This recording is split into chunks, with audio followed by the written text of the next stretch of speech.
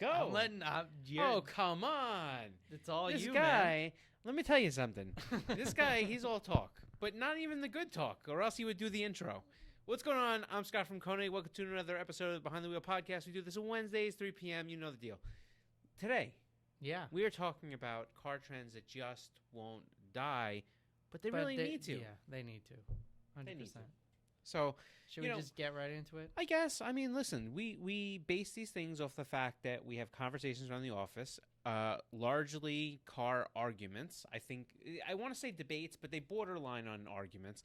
I think we have people here at the office that are from all walks and, styles and stuff like that of car flavor, right? Jared's got some stuff that's bagged. Doubt has something that's bagged. Even those two that are bagged are into different wheel fitments. 100%. I'm completely, as functional and as, aggressive as you can go while still retaining functionality. And Luis drives a Commander. and so, there's some different people here that, have different outlooks, whether it be, the sales guys or whatever it may be. They just have a different flavor, and there's nothing wrong with that. But there are some things that are getting a little out of control. So, Jared vents about him. He does that. He vents a lot. I tend to do that. Yeah, he tends to vent. Yeah. I guess we'll start with what I call the F1 brake lights. I think those need to just die. Yeah, I don't know that I totally agree with that. I do. I mean, think that there's a safety aspect. He's talking about when you step on the brake and you have those modules that everybody's putting in their cars where you get the three quick flashes before it goes solid. Well, sometimes it's 3, sometimes it's 7. Sometimes it just gives you a seizure. I think they're terrible, and I think that people are putting them on literally everything, and it's just I'm driving from Astoria to the Plainview office here, and every other Honda Odyssey minivan has these blinking lights going off, and it's like, why don't you focus more energy on actually driving? Well, look, and maybe using a signal. That's a cool light you could use. So I think that there's a few different types of people in this world, and Jared's on the person that if you were to have a GoPro inside his camera, inside his car, I think you would hear a lot of complaining when there's only himself to complain 100%. Yeah. Oh, yeah, I get made fun of for that all the time. That's difficult. He's the guy that with the windows rolled up, if you take a look next to him, he's freaking out, and you don't know what he's. Anyhow, so I'm just sitting there screaming. Listen, I personally don't think that those modules are super bad. I mean, I think 7, like you said, 7 flashes. That's crazy. But I've seen all sorts of stuff. I mean, sometimes they have them in the taillights. Sometimes they have them in the little, triangular lights that they put under the bumper. Some of them are factory. It's like I guess all right. I think a little crazy. I think here's my opinion on it, and again, these are opinions, and feel free to put your opinion into the comment section here. I think that if you have a module that's installed in your car, whether it be factory, because yes, I believe it was Ford that really started a lot of that stuff. Okay. But if you have one from factory, or if you have any of the aftermarket modules, and you get 3 quick flashes and then it goes solid, I don't know if I have a problem with it. I think that there is a safety feature to this whole thing, which is the fact that it does provide. We're in a world where everybody's looking at their phone all the time, and I know my wife was in a pretty bad rear-ending in accident. In an accident where she was just making a left on her street, and some dude just straight up never looked up, and he went 45 miles an hour into her from a dead stop. Terrible. So do I know that a flashing module like this might have caught his attention? I don't know. We're all in a daze rolling around in these cars, and people are tired and looking at their phones and not paying attention while they're driving, which is not a good thing. Mm-hmm. So to have them, have something that kind of alerts your attention, maybe snaps you out of a trance. I don't know if it's I'm crazy upset with it, but I understand that it aggravates Jared. And, for that reason, I opt to keep him. Nice. Yeah. Nice. All right. Well, there's nothing worse. Nothing worse. I figure you vented once. Let me go. Okay. There's nothing worse than burble tunes. Now you see, I was gonna work our way up to that with the taillights and then the half wraps, but you are going right into it. You got super inflamed over flashing lights. I'm allowed to get inflamed over burble 100%. tunes. I mean, come on. But on a scale of like craziness. Yeah. That's like, I don't know. That's I feel like we just up went there. Yeah. Yeah. For sure. Let's bring the volume up a few notches. Sure, why not? Burble I hate tunes, him too. Listen, all right. Otherwise known as pops and bangs. First off, if you call it pops and bangs, you deserve some pops and bangs. You know what I mean? I don't even like burble tune, but here's what I will say. On a functional level, burble tunes are terrible for your car. Well, take a step back. How would you define, what does that even entail? I meant in terms of I meant in terms of mechanically, like what is going on in there? So essentially what you're doing is in the tune, they're modulating or applying either like a spark cut or a fuel cut at certain increments. And it's essentially what we used to do back in the day with anti-lag to build boost. Now, I'll explain the difference in why one's functional and one's not. These burble tunes, they're essentially done so that on throttle close. So if you come, you close the throttle, so it sees. In other words, you let off the gas. Yeah, so you see it sees a certain amount of acceleration or whatever it is, or throttle position, and then it comes to a close. That it basically throws a whole bunch of fuel in, and then they change the. I don't want to get too technical because different cars are a little bit different, but essentially what it's doing is it's playing with a spark pulse and. Your firing order and your injector pulse width, pulse width. And what's happening is you're essentially putting in fuel and then sparking it to the point where it's like creating these little explosions. That's what you're hearing. You know what I mean? Yeah. The reason that they're really detrimental for the car, especially if you have a turbo car. If you have a turbo car, when you put raw fuel through the exhaust with the intention of blowing it up, it can somehow happen. It's a lot of times it will. This detonation happens in turbine housings. It could destroy exhaust wheels. It's it's not good for the actual running of the car. And for everybody that's about to argue with me and tell me that no, it's great, everybody does it. Like, all right, go speak to any real tuner that has been doing this for a long period of time, and I guarantee you that the only reason they're giving you your pops and bangs, burble tunes, whatever you want to call it, is because if they tell you no, you're going to get upset and go somewhere else. Yep. We know real world examples of that. Yeah, most tuners now will only give you your little pops and brizzles or whatever the heck you want to call them. Snap, crackle, and pop. Tunes just for the sake of they know that they're going to lose your business when you don't get the sound you want. Now, obviously, personally, I've already expressed to you my dismay with these types of tunes. But I will say that you have to understand that, one, obviously, I don't think it's good from a functional standpoint. It doesn't do anything. Two, it's not something that's good for the car to begin with. And three, look, I think that there some real longevity issues that will develop from this in the terms of modifying your car. And if that's where you're at, where you just care more about the sound than the actual performance of your car. Well, then you're not really an informed tuner, with all due respect. Well, you can't say tuner because you're talking about like the actual tuner. No, I'm saying a person who likes to tune their car. And like I said, I tuner. think there's just plenty of things that are done to vehicles that are subjective, that are style, that maybe some other people won't be into. Mm-hmm.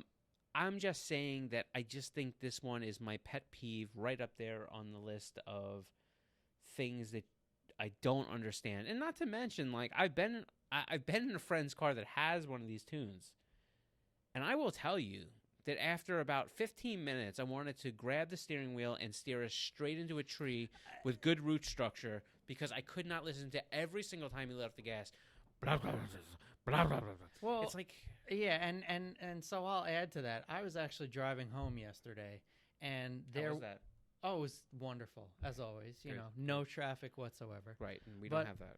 There was a car next to me that had this burble tune, or pops and bangs, whatever the hell you want to call it. And I swear to you, he was driving slower purposely. Just to make the sound.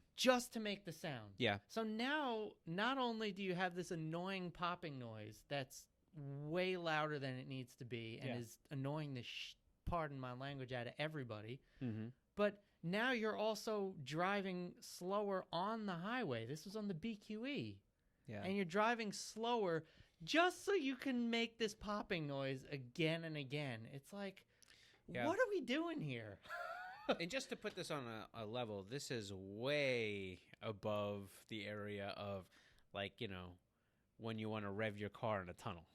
Like, right. Most car guys want to give it just a little bit in the tunnel. It sounds really good there, but this is like every 5 seconds. Literally. Quite literally. Can be. In New York, it can be. Oh, my God. And it's like, man, if you're in traffic, that's the worst. Forget it, because that's all you're going to hear. You know, you hit the gas, blah, blah, blah, blah, blah, blah, blah, blah. Brakes. Blah, blah, blah. Yeah. It's insane. We have, there's 2 BMWs that come down the street that our building's on. Yeah. Every morning, exactly within a 3-minute span, and I could tell you exactly which 2 cars they are just by the way they come to the stop sign. Anyhow, all right, we're done. If you have one of these tunes, look, to each their own, not for me. I'd second that. So I'll go with the next one. What's your next one? I think these half body wraps. I don't know that I feel like I see a ton of them, but well, I guess it's because I'm in Astoria, but I see them all the time, and oh man. I just... See, gentrification comes with consequences. All right, there you go. Half body wraps. Look, again, like what Scott said, it's your car. You could do what you want. Yeah. But, like, I just look at this personally, and this is my opinion. I don't see, like, any creativity in it. Like, you're not even wrapping the whole car.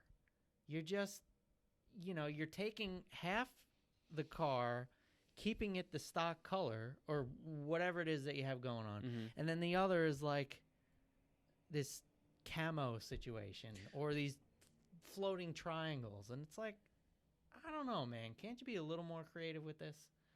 Well, so I guess I don't necessarily have super big problem with it. I also kind of feel that floats under that whole style is to each their own thing, and I don't think it's functionally hurting anybody. So I'm like, but it's definitely not. I'll give you that. But so I guess I have some questions. Let's talk about the times that you feel that this would be allowable. Okay. Let's say, you know, half the wrap, half the price. You only have a little bit of money. You want to do something. Does that you think you give them a pass for that? Sure. I mean, I can't tell somebody how to spend their money. Right. So, sure. Okay. You know, my devil's advocate to that or my rebuttal would be, well, save up a little more. Okay. You know, like you could go either way, but I'm not going to tell somebody how to spend their money. Okay. You know. Let's say they're between 2 different colors and they said, the heck with it. I'm just going to Now you see that's the thing. Right. 9 times out of 10, the half body wraps that I've seen aren't that. It's they literally only wrap half the car. So it's the stock body, stock paint, and then the other side is just some crazy. It looks like one of those. Not deciding between 2 colors. It looks like one of those detailing things where they put the tape down the middle of the hood. Yes, 100%. Man, yeah, it's tough. I don't really. I will say though. I will say just to throw some things out there. Okay. Many moons ago, back, in the Nopi days and stuff like that. That's how I Right. date myself. It was very, very common to do two different sets of wheels, one on one side of the car, one on the other. Sure. And on one side of the car, you did delivery the correct way, and on the other side of the car, you did delivery backward, right? So but now I hear that and I say that's really creative. I think that's really creative. I think it was really creative for the first 10 vehicles you saw, and then when you realize that half of, well, fair. But anyhow, but so I guess I'll say that there is something to this whole thing about half and half, and I think maybe what starts as creative becomes a little overplayed real fast. Fair. All right. I also think that the majority of the cars, and this is my opinion, that are doing this also have the pops and bangs tune. Oh, so you're lumping those guys together. Yeah. You're saying, hey, look, I'm calling you out because y'all are messing with me. Well, I don't know if I'd go as far as to say that they're messing with me. I'm just saying there seems to be a trend of, if this, then that. Well, we'll put it this way. These things are causing Jared a great deal of angst. Yes. I think, if you're going to use that, and I just gave the example about wheels. Okay. Two different wheels. Yeah. The thing, you knew that we were going to have to talk about wheels at some point on this, right? Yeah. I think the thing that really drives me absolutely up a wall is this, the stance crowd. Now, let me be definitive here, because there's a big difference between correctly fitted and tucked and not being overly done and still technically being stance, and the thing I'm talking about. When you have your tires just slightly in on the fenders and quarters, and you have your car lowered and it maybe just sits right on top of the tire, I can deal with that. I don't know that that's how I would ever set my car up. I'm more for give me all the wheel and tire I can fit on the car, but I guess I feel like that's subjective, and your car's still functional and it still looks appropriate, and you're still putting a decent size wheel or tire under your car. There's far less risk that things are going to break in terms of suspension. Yep. Well, and I also think that there's just this thing of don't make your car look whack. Like when I'll give you the perfect example. And if you are this person, well, look, no offense, but there was a Subaru. He's one of the 12 There was viewers. a WRX driving behind me over the weekend. I swear to you, it looked like a spaceship floating down the road. Except you heard, because he was just whatever. So he's got like this cherry bomb exhaust. It's not even a name. It's just horrible. The pops and bangs tune. You can't see the wheels because they're so far in on the car, and on both, all the way around. And all you do is the bumper is like this far out from the car. Like I don't even know what it was terrible. And I will tell you that when I looked at this thing, and it drove past. If you've ever seen like a wait, it actually was able to drive past you? Yeah, it drove past, and then they downshifted. This is always my favorite part. Downshifted because he's gonna rev past me, and he revs, and it's like the loudest rev ever, and you can hear the car winding up, and it didn't move at all. You know what I mean? Like it was like, and then and I'm like. Have you moved anywhere yet? I'm like, you probably could have saved your gas on that one. But so if you've ever seen like an old Porsche Roadster, where the wheels are really tucked in, you know what I'm talking about, like a 60s Porsche Roadster. Yeah. Even like those vintage Ferraris, you know what I'm talking about? That yeah. wheel. That's how this looked, and it was like, I don't get it. Like. Why, like I said, I'm not talking about stance in the sense of lowering, being on the inside of the fender, et cetera, et cetera. I'm talking about taking it to such an extreme that your car looks like if the wind blows just a little too hard, it's going to fall over. What was the camber like? No, it wasn't. No. Okay, it was but it was beyond, it was so low. and the wheels were so far in on the car. Oh, okay, I see what you're saying. It just was like you couldn't see any tire at all on the car unless you looked from the side, and then you could only see like from the top of the rim down, and they were all the way in on the car. Like, I mean, I'm pretty sure like 4 inches, like like it had to be like this much. I'm pretty sure that the 04 WRXs were just like the Bug Eyes 2, where they still had the whole wiring harness going down the driver's side or passenger side fenders, maybe both. So, like, how did he not just totally shut his car down? I don't know. I mean, it felt like the wheels were really narrow just to be able to do that, and I just don't get it. Like, your car, the car doesn't look good. Like, it doesn't look tough. Right. It looks like you didn't really know what to put in your car, so like anything that you found around the junkyard with a tire, you bolted onto the side of your car. Right. Well, then there's the total opposite end of the spectrum, the Stancy pants, where it's just, like no tire contact to the road. Well, listen, I think like that? No.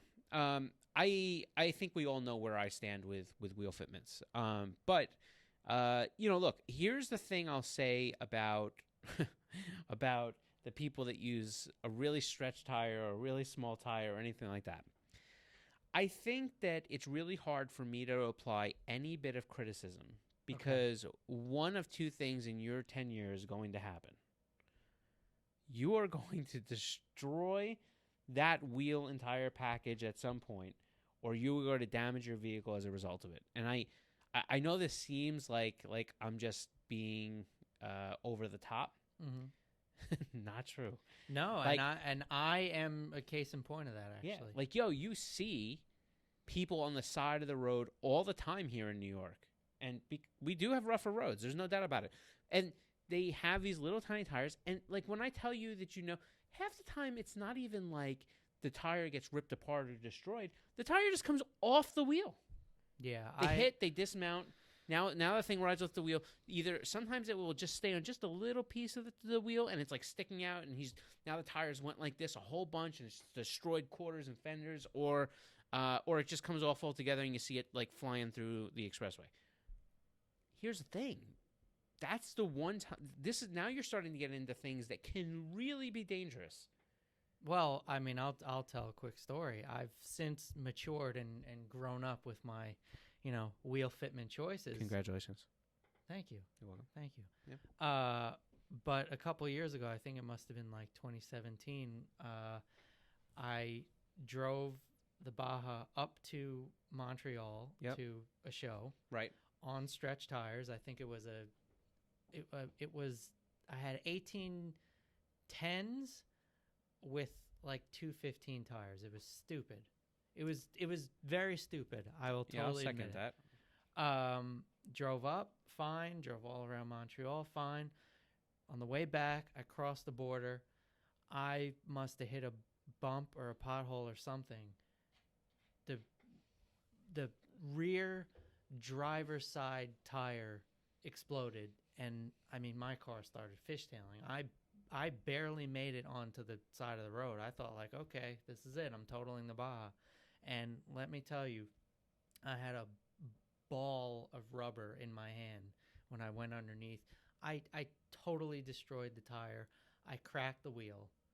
And I mean, thank God I didn't die. Seriously. Yeah. Like, I learned my lesson very quickly not to do that, because that was scary. And I want to apply one bit of actual story time here. You gave story time. I want to give story time. I have a friend that really likes this fit. That's their go-to. And a few years back, there's a street that's not too far from my house that has a really big turn. Speed limit's still 45 miles an hour because the turn is not like hairpin. You know what I mean? Like it's a sweeping 90-degree turn as the road changes direction. Right. And there was a pothole like right in the middle of that curve there. Mm-hmm. And he smacked that pothole, blew the front tire off the wheel. I mean, just debeated the thing almost instantly, and then slid over, and the car went into the guardrail. Now, it wasn't like he wasn't going like the way he went. He wasn't hurt. Like thank God. But like you don't have to make a great deal of contact to really do a good amount of damage when you're sliding amongst the whole side of the car. And that's what happened. Like, he goes, he's in the lane, hits the pothole, DBs, the car instantly starts to, go towards, pull you in the direction where, 100%. So he goes into this guardrail, destroys quarter fender, upper rad support in the corner, and then basically goes all the way down the side of the car. Now, that's a big dollar job if you want to fix that like at a body shop.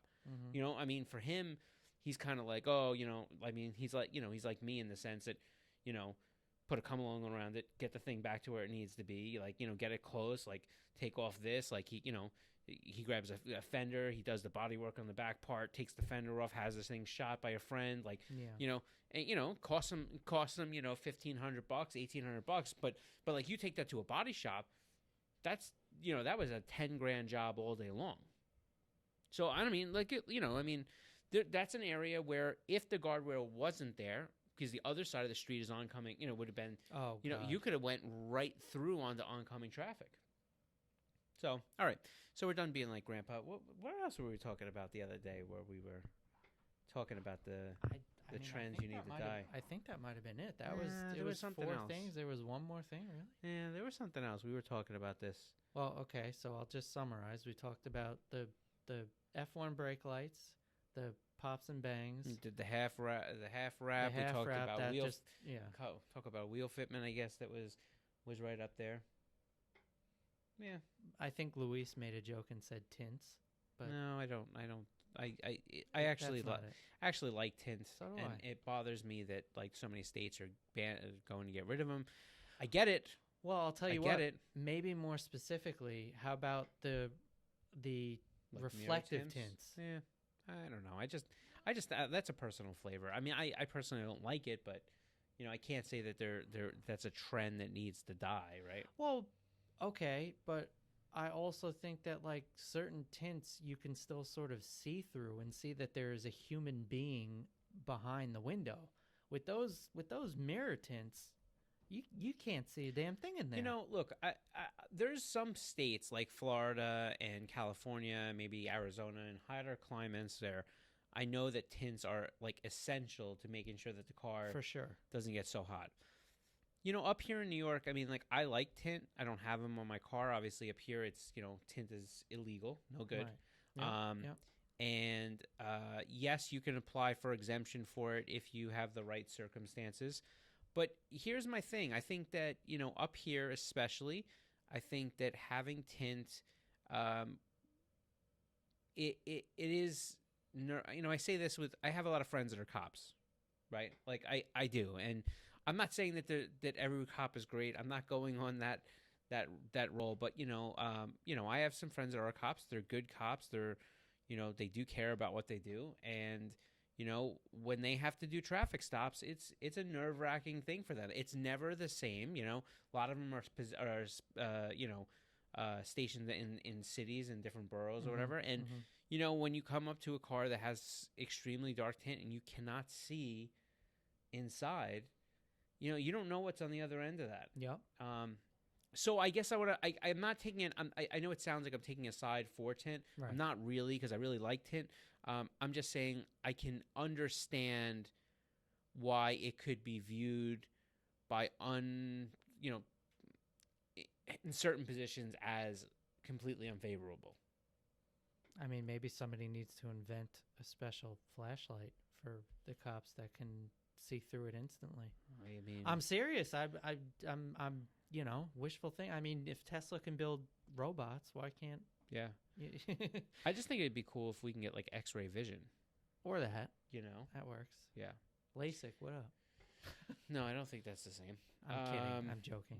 But yeah, I don't know. I mean, look, every now and then there comes along these things that people do to their cars. I think that, I mean, like, don't get me wrong. I mean, right up there with things that I wish would just go away. But it's not like majority are people that put the stick-on stuff on their car. Stick-on louvers, stick-on, like whatever. I think, but, a lot of that stuff I will say has cleaned up, especially, in the past 10 years. Like, you don't see as much of that stuff. For sure. Or if it's done, it's being done to troll or as a joke. Yeah, I don't know. I mean, every once in a while you do see one of those Buicks or something rolling around, and it's got that, the chrome outline on every door edge around every single car. Like, it looks like, anyhow. That's like a pour one out for them, Yeah. You see that, and it's just like pour one out. Yeah. So there's that stuff. Listen, I think that's it. What other things do you find to be aggravating? What other car trends that are around you just think need to go away and not come back ever again? Throw them down in the comments. Yeah, let us know. So that's it. We ranted today. What do you think about that? Hey, you know what? Everybody deserves a rant once in a while. Every once in a while. But listen, with that said, if you're one of these people that happen to have all these things, we still appreciate you. We're just saying that, personally, it's not our cup of tea. Personal opinion, that's it. So that's it. If you came here from the lives that were at 2 p.m., we go live every 2 p.m. Wednesdays, 2 p.m. Eastern on Facebook and Instagram. That's awesome. We appreciate you. If you haven't tuned into one of our lives, I would suggest you check it out because we do Q&A every Wednesday at 2 p.m. Eastern on Facebook and Instagram, and we go into depth. We answer everybody's question. It's a really good time if you want to speak with us, ask questions about wheels, ask questions about car things, you want to just chat about things. We're there. We have that for, right before the podcast. You're always welcome to come here, answer, ask questions and do different things. But that is a place where you really can catch us every week. We've been doing it for almost 2 years. Like, it's there. We have a piece of content coming out Friday. And make sure you check out our YouTube channel. Listen, I know that this stuff is not, we're not influencers and we're not trying to be. But we are trying to put out content that's enjoyable, it's factual, and we appreciate everybody's support. So anytime you can throw that, click that like button, hit subscribe. 100%. We're down. So that's it. Have a good week. We will be back here next Wednesday, and we'll do this whole podcast thing all over again. Take care.